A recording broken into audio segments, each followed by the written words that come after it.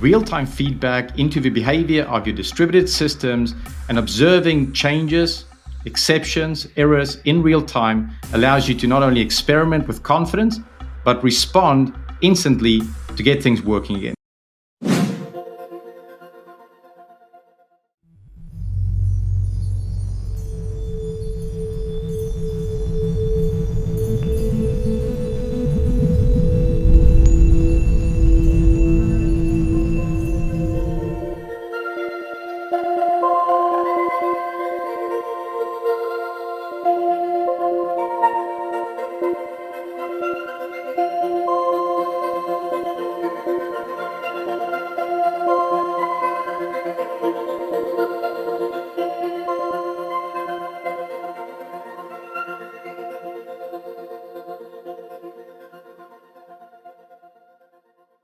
Hello, everybody. Welcome to my talk. Also, welcome to Conf42 Chaos Engineering.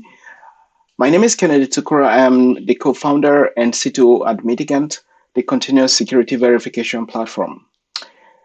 So this evening, I'm going to be talking on defeating ransomware attacks with security chaos engineering. My Twitter handle is up there, and feel free to reach out to me to ask questions regarding my talk.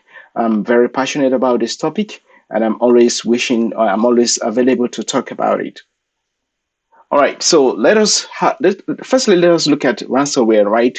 An overview of ransomware attacks. So ransomware, what is it? It is basically a type of malicious software, which is actually called malware, that threatens to publish or blocks access to data or computer systems, usually by encrypting it until the victim pays a ransom fee to the attacker. So what ransomware does is, it's similar to what kidnappers do in the physical world.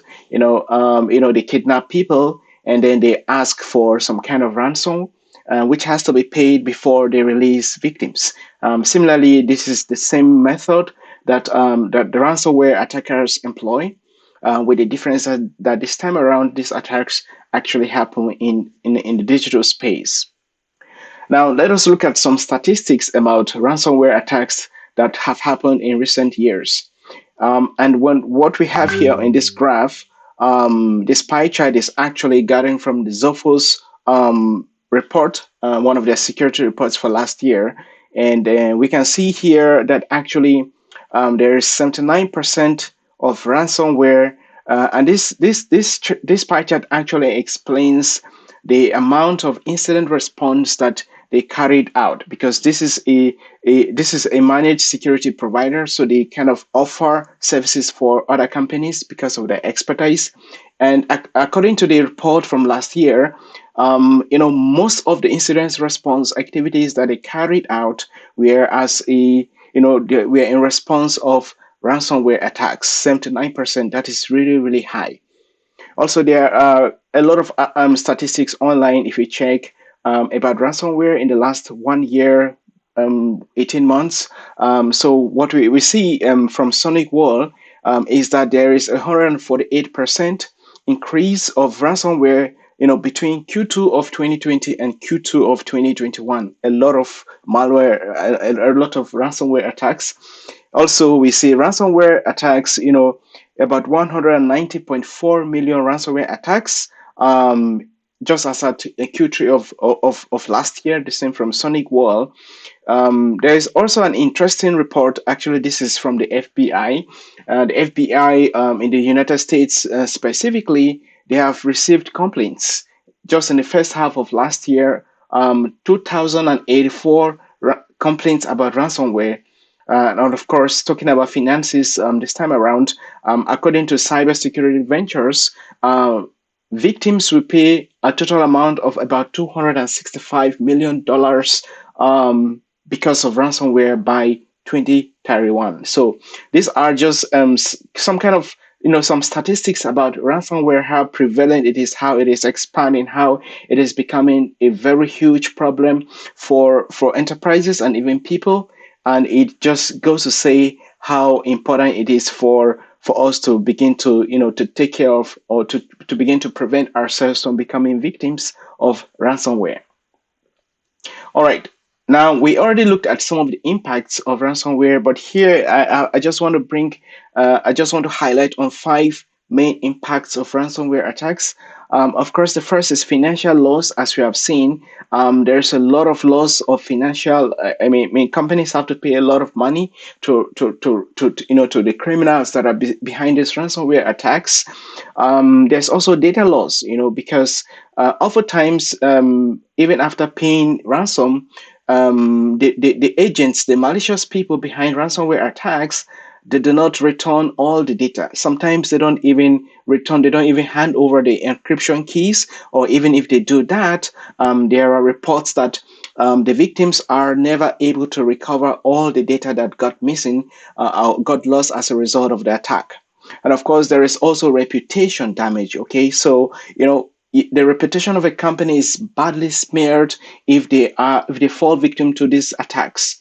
They have to do a lot of communication, tactics, to their firstly to their customers, to their investors, to the public. They have to apologize, and it's a bad reputation for a company, and they have to spend a lot of money, a lot of resources, to be able to repair this reputation if they are ever able to do that. Legal implications also, this is really, really huge nowadays, especially for companies that are in Europe. We got the GDPR, and usually what a ransomware, as we'll see later on, is a culmination of many attacks, right? The attackers go through multiple steps, and it's often the case that some of these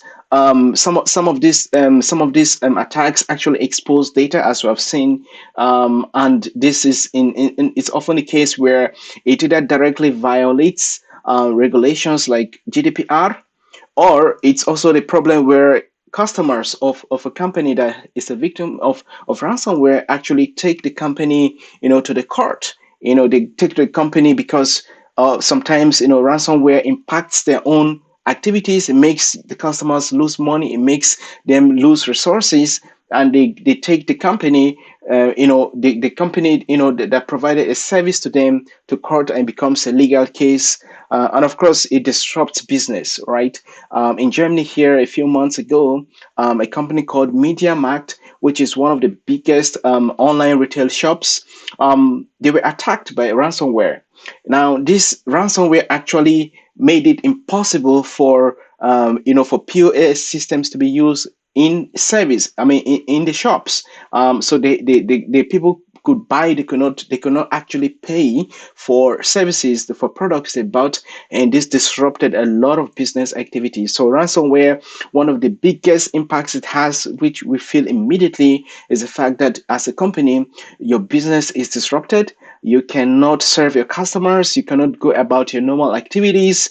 It's a big pain. All right. Now let us look at the steps, right? And as I said before, ransomware is a combination of multiple steps. In fact, before a ransomware becomes successful, it means the attackers have carried out multiple attacks against the infrastructure, against the victim, and in the end, they arrive at they are able to kind of identify that material. They're able to identify that resource that is very critical to you, so critical that they can place a huge amount of money and you're going to pay.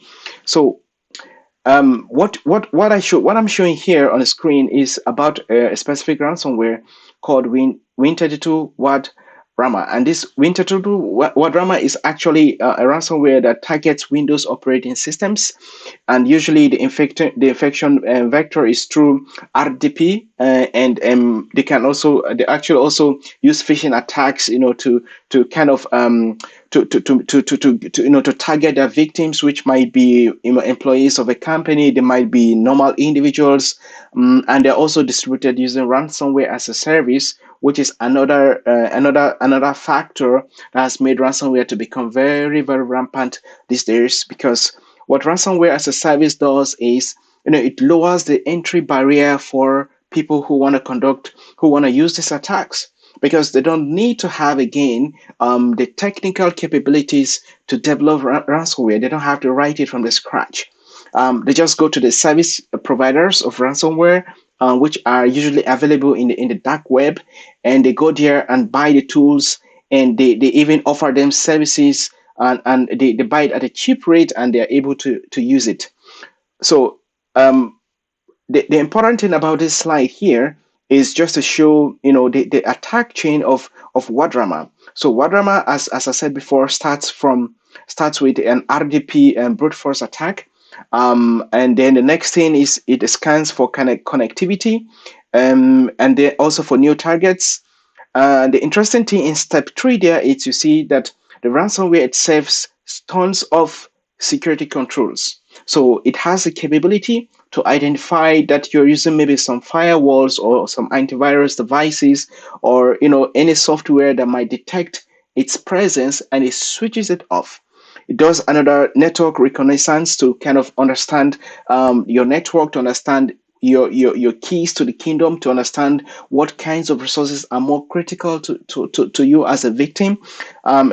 Based on that, it might move laterally. It might move from one resource to the other, from one network to the other. And other things, as we see in step 5, that might occur is credential theft. So they begin to steal your credentials. They want to gain root access to certain resources in your network. They place a backdoor so that they can actually, if at all you detect them at this point in time and you flush them out of the system, they leave backdoors, which will enable them to come back to your system. Along the way, you see this. They also have con miner to mine bitcoins in the victim system. And the last step, which is step 8, is where they actually ask for ransom. So you can see that there's a lot of work that they have to do. There's a lot of security loopholes that they have to exploit along the way. Eventually, they arrive at a place where they feel confident enough that they have identified a resource that is so important that they can place a high price tag on it, and they can force their victims, to pay for this resource to be returned, or to pay for the decryption key of the resource. Okay, so we have looked at ransomware, and now how about the cloud? Okay, so do we have ransomware that happen in the cloud? There is a lot of misconceptions about ransomware in the cloud, and we're going to be looking at some of those ones. Firstly, what we have seen in recent years is that ransomware has actually, the attackers, the perpetrators of ransomware attacks, are now beginning to target cloud-based systems, cloud infrastructures, cloud-native systems. And why is that? Well, one of the major drivers of this change of tactics is the COVID-19 pandemic. All right, so COVID-19 has come, and we're still in the pandemic. Hopefully, we're out of it very soon. However, many companies have realized that they have to transform their infrastructure. They are undergoing the digital transformation, and they are moving to the cloud, because the cloud offers for them most of those facilities that will help their systems to be agile, to be elastic, to be robust. One of the major problems about moving to the cloud, amongst many other challenges that people face when they move to the cloud, is the fact that, especially for companies, for enterprises that have both on-premises and cloud systems, the line between on-premises and cloud systems actually is blurred. Right, it is blurred because some cloud service providers they make it so easy for the on-premises and the in-cloud infrastructure to connect, and so this connection becomes a good becomes a good bridge for attackers to also leverage, and they can actually leverage such connections to easily attack, or to move laterally from on-premises systems to cloud-based systems. All right. The next thing is misconception. So one of them that I've heard about is the cloud is immune to ransomware. Right. The cloud is not immune to ransomware. Cloud is not immune. The cloud offers, in the cloud there is the shared responsibility model, which is one of the models that is not well understood by most customers or most people who migrate to the cloud, right? As a user of the cloud, you got your own responsibility. You have a lot of things to take care of, especially the everything that is referred to as a logical security measure. You got to take care of it. So because of that, infrastructure like object storage, that like S3 buckets on AWS, a lot of the security measures that have to be put in place are a responsibility of customers, right? And we will see an attack in the next few slides that actually shows, how S3 buckets are being targeted and being used during ransomware attacks. All right. So one of the key things I want you to take from this slide is that the implications of ransomware in the cloud could be worse than the implications in traditional or on-premises environments. And the major thing is because the firstly, most cloud resources are misconfigured.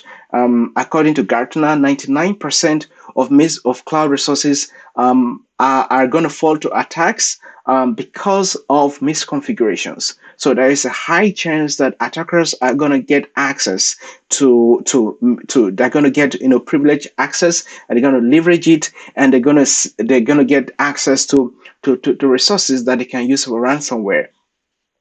All right. So what are the countermeasures that are in place? Now, there are a lot of countermeasures that have been put out there for ransomware. A lot of them are written by are provided by the cloud service providers themselves. There are also countermeasures that are provided by different security vendors or security organizations. One of the one of the important things, as we have seen, that ransomware is a combination of multiple attacks, is that you have to enable a defense in depth security architecture. Your security architecture has got to be layered. It is a layered security system that can actually detect or prevent ransomware. So what we see in this on this slide here is basically a very nice way of describing defense in depth. We see that one of the major, or one of the first layers of ransomware countermeasures is training and awareness, right? You have to train your employees. They have to understand the basics of cyber hygienes. They have to understand they have to understand that they are targets to things like phishing emails, and they have to avoid the temptation of clicking links that seem malicious. So basically, there are four main types of controls when we talk about defense in depth. There are the preventive controls, which include things like firewalls, authentication and authorization, identity and access management systems. There are also the detective controls, which actually detect malicious activities in your environment that might be indicators of compromise. We got things like SIEMs and login systems. Then we also have recovery controls, right? Recovery controls are those controls that will help a compromised system to come back to life, to resume its normal activities. And what are these controls? These include things like backups, disaster recovery methods, incident response. And of course, I've already talked about security awareness. And these are, so in summary, most of the ransomware countermeasures fall under these four controls. Now, you might be wondering, okay, what has this to do with security chaos engineering, right? And I'm here today to tell you that security chaos engineering is one of the robust, or one of the best ways you can actually, prevent yourself from becoming a victim of ransomware attacks. Now, security chaos engineering is the identification of security control failures through proactive experimentation to build confidence in the system's ability to defend against malicious conditions, right? So, and we're going to be looking a little bit into it. We are in Chaos Engineering Conference, so I want to believe that most of the audience already are sort of used or have heard of chaos engineering. Chaos engineering, security chaos engineering actually it implements most of the techniques or the methods or the approaches of chaos engineering. However, this time around, the focus is on security. The focus is on security attributes, on confidentiality, integrity, and availability. All right, so let's look at what or how security chaos engineering is, what it actually means. So basically, in security chaos engineering, the first thing that you do in security chaos engineering is to define or also define your hypothesis. In the case, you're talking about security faults, all right? It's about injecting security faults into your infrastructure, so that you can verify if the security controls are functioning as you expect them to function. All right, so, and this infrastructure could be code, source code, could be things like Docker containers, could be cloud infrastructure, could be Kubernetes clusters. In the end, you're actually injecting those security faults, so that you will perceive or you will verify if your preventive controls, like the ones we just talked about in the last slide, if they are working as they should work. And because this is security, at the end of the day, there are three main things in your infrastructure or in your security architecture that you want to prevent, right? You want to make sure that the security attributes, which are confidentiality, integrity, and availability, are not violated. Any violation of these is a security breach, is a security problem. It might lead to cyber attacks. It might lead to a lot of problems. So at the core of the core of security chaos engineering is for the protection of the attributes of security, which are confidentiality, integrity, and availability. Now, let us look at an example scenario of a ransomware. In this case, it is a bucket ransomware attack. Now, during a bucket ransomware attack, the attackers basically, and there are various ways this could be conducted. The scenario we're going to be using today is just a hypothetical one, which might happen. So in this case, firstly, the attacker creates a user called Bob. And after creating the user, that user Bob tries to get access to an EKS cluster, a Kubernetes cluster on Amazon Web Services. By the way, this scenario is typically based on Amazon Web Services and actually could be applied to even every other cloud service provider, since they have similar infrastructure. So Bob tries to get access to the EKS clusters. He's able to get access to it. He compromises one of the clusters, a pod in the cluster. From there, he gets to understand that this pod is actually looking towards an S3 bucket, and this pod is actually either dumping information or retrieving information from an S3 bucket, and is able to understand that S3 bucket actually has information that is very critical, maybe things like credit card information or social security numbers, or could be anything that is very delicate for the company. And so the next thing it does is to move forward, take over the bucket, encrypt it, request for ransomware. And that is more or less the life cycle of a ransomware attack. Okay, so, and what's interesting for us here is, this scenario could be actually a security chaos engineering experiment that you're conducting for your AWS infrastructure. And what you're going to be looking for, firstly, is in the first step of this attack, let's call it in this attack actually, where a user is created, you want to understand, okay, the detective controls that have been put in place, and this could be like cloud security posture management systems, it could be like the AWS config. These are security controls that should identify when unauthorized access is carried out, or they should actually identify unauthorized access.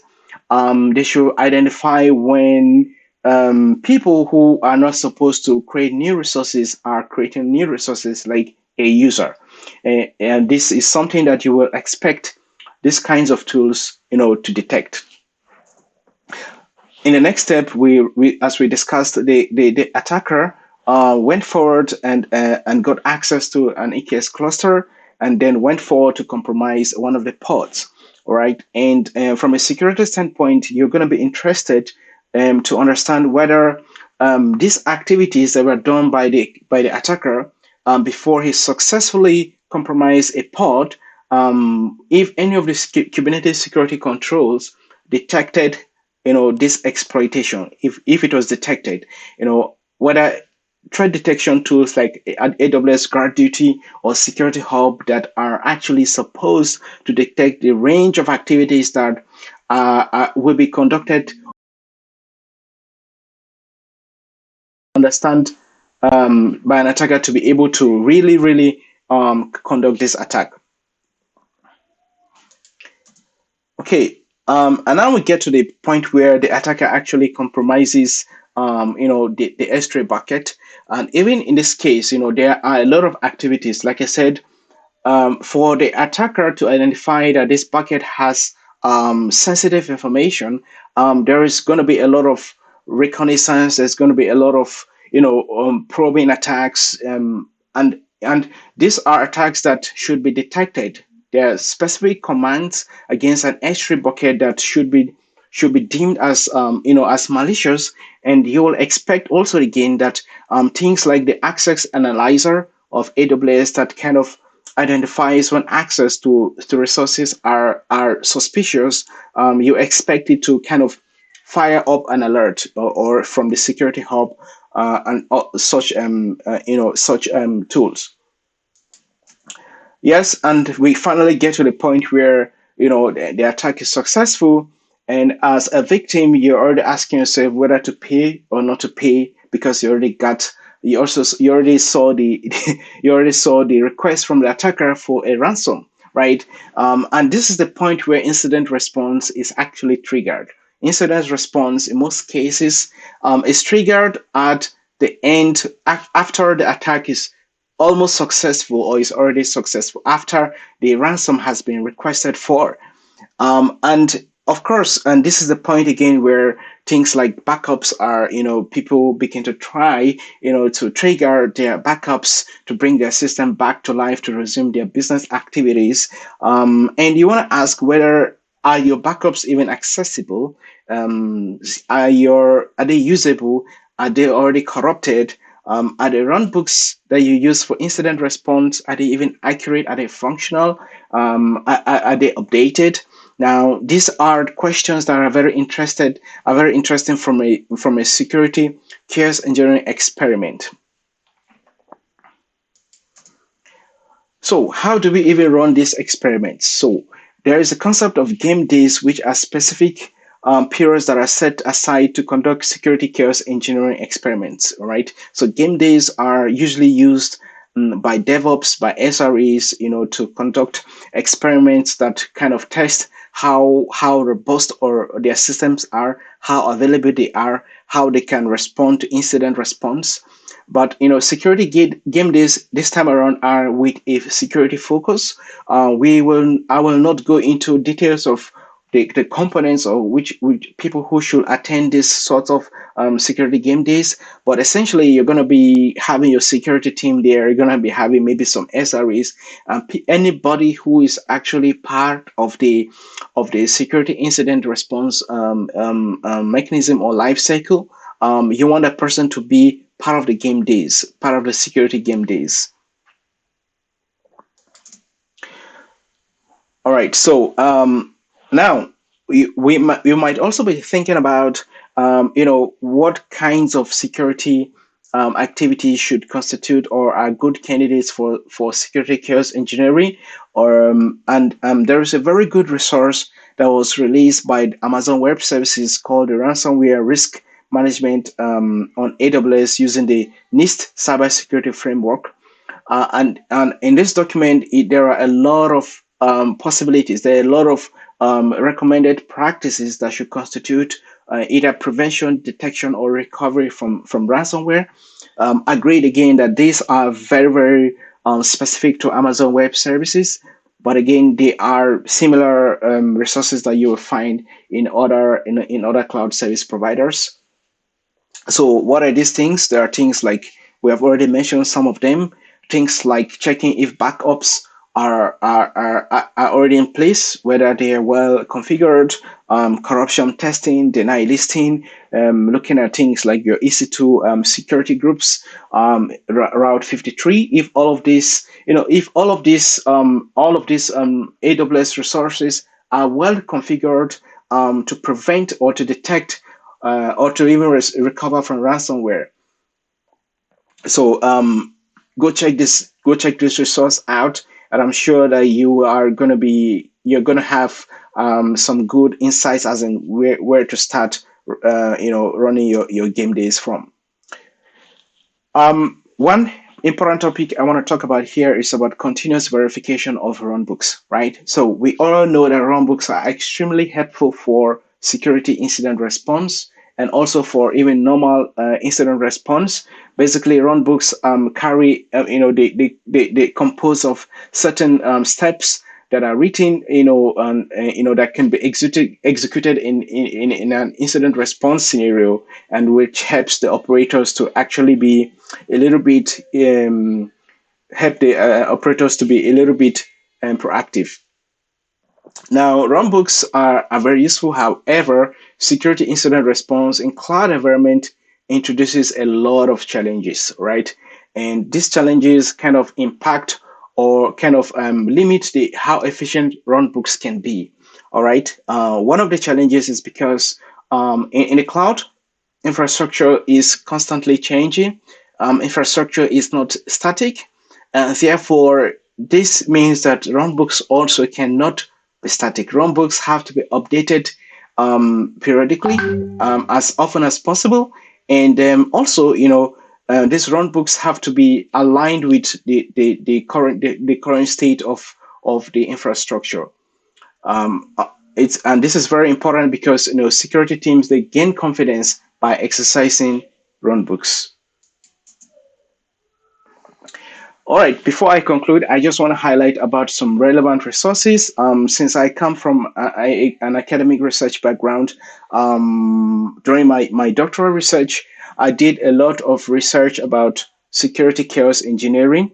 And some of these papers are already published. And if you want good materials that will support your security chaos engineering journey, these are some nice materials that will help you. And I also had a chance to be one of the contributing authors to the first book on security chaos engineering, and this was released last year. I was very lucky to be invited by Aaron Reinhardt and Kelly Shortridge. This book has also very good content around security chaos engineering. All right, so this is the last slide, and just to mention some important points again. Firstly, ransomware is a real threat. Cloud environments are not immune to ransomware attacks. They can suffer from, and there are attacks that happened in the real life. Also, security chaos engineering provides for you means that you can verify your security posture, and this includes ransomware, right? You can use security chaos engineering, to check whether you are resistant to ransomware attack, to check if whatever measure that you have put in place to either detect or prevent or even recover you from ransomware, you can actually use security chaos engineering, to check whether those controls are working as you kind of expect them to work. All right, so thank you very much for listening to my talk. I am readily available for you online or on Twitter to answer your questions around this topic. Have a nice conference. Bye.